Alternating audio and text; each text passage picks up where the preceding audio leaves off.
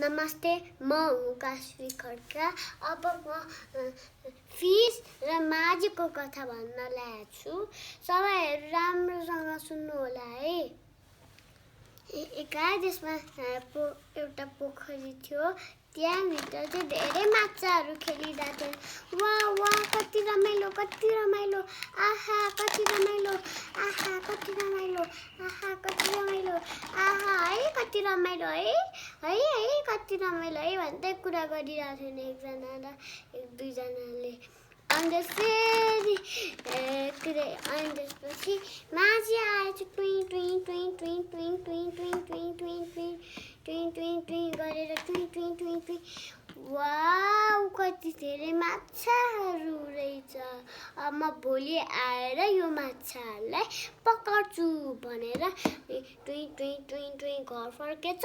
अनि यो कुरा क्र्याबले सुनेछ। अनि त्यसपछि भोलिपल्ट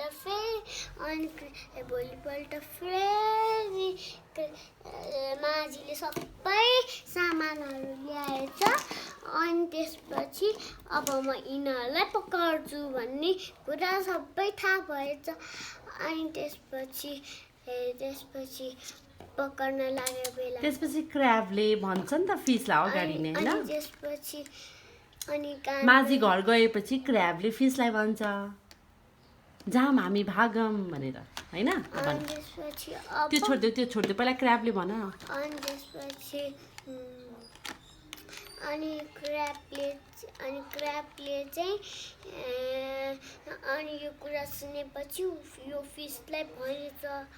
अनि त्यसपछि यो कुरा सुनेर चाहिँ उसलाई भन्न थालेछ, कानमा गएर यो कुरा सुनेर क्र्याबले भन्न थाल्यो, ए साथी हो सुन है मेरो कुरा भनेर भनेछ। अनि त्यसपछि यो माछाले चाहिँ ल सुन्छ हामी भनेर भनेछ।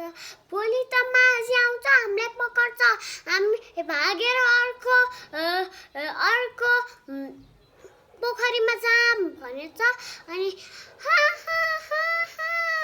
भनेर भनेछ। अनि त्यसपछि हामी त यो पोखरी छोडेर कहीँ पनि जाँदैनौँ। यो पोखरीमा त्यो आउँदैन, हामी त्यसलाई पिटेर घर पठाउँछौँ भनेर भनेछ। अनि हो भनेर भनेछ सबै माछाले हो भनेर सबै माछाहरूले भन्न थालेछ। अनि त्यसपछि त्यही पल्ट बेलामा अनि ऊ चाहिँ भागेर अर्को पोखरीमा गयो। अनि भोलिपल्ट फेरि माझीले सबै सामानहरू लिएर आयो र अनि त्यसपछि फिसहरूलाई पकाउन थाल्यो। अनि त्यसपछि क्र्याब हामीलाई बचाऊ भन्छ। अनि त्यसपछि माझीले सबै लगेर आफ्नो घरमा राखेछ अरे।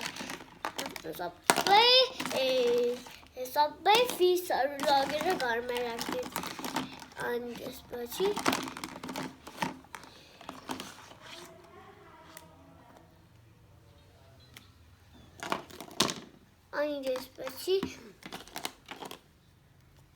ओके, अनि के भयो?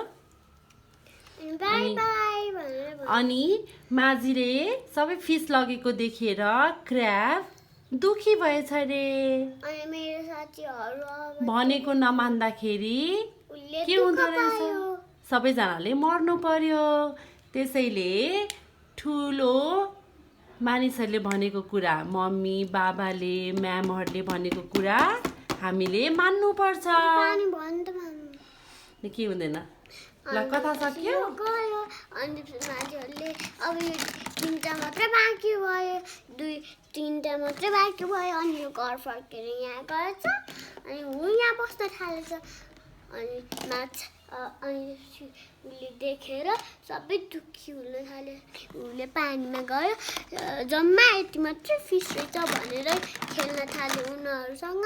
अब हेर सबै तिमीहरू, अब यो माझीले गर्दाखेरि यति दुःख भयो, तिमीहरू अब मर्नुपर्छ तिमीहरू भनेर भन्।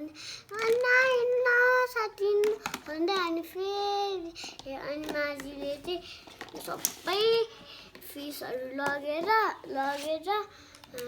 अनि आफ्नो घरमा लगेर राख्यो र सबै फिसहरू लगेर राख्यो तर यो क्र्याब चाहिँ दुखी भयो अनि साथीहरू नभएर अनि ऊ चाहिँ रुन थाल्यो अनि उसको पानीभित्र अनि सबै माछाहरू पनि अनि भोलि अनि फेरि अनि यो माझी चाहिँ एकदमै खुसी भयो अनि सबै अनि फेरि सुत्न थाल्यो ल भयो अब सक्यो कता सक्यो बाबा फेरि सबै फिसहरू लगेर भोलिपल्ट फेरि सबै फिसहरू लगेर ल भयो सक्यो बाई बाई फिसहरू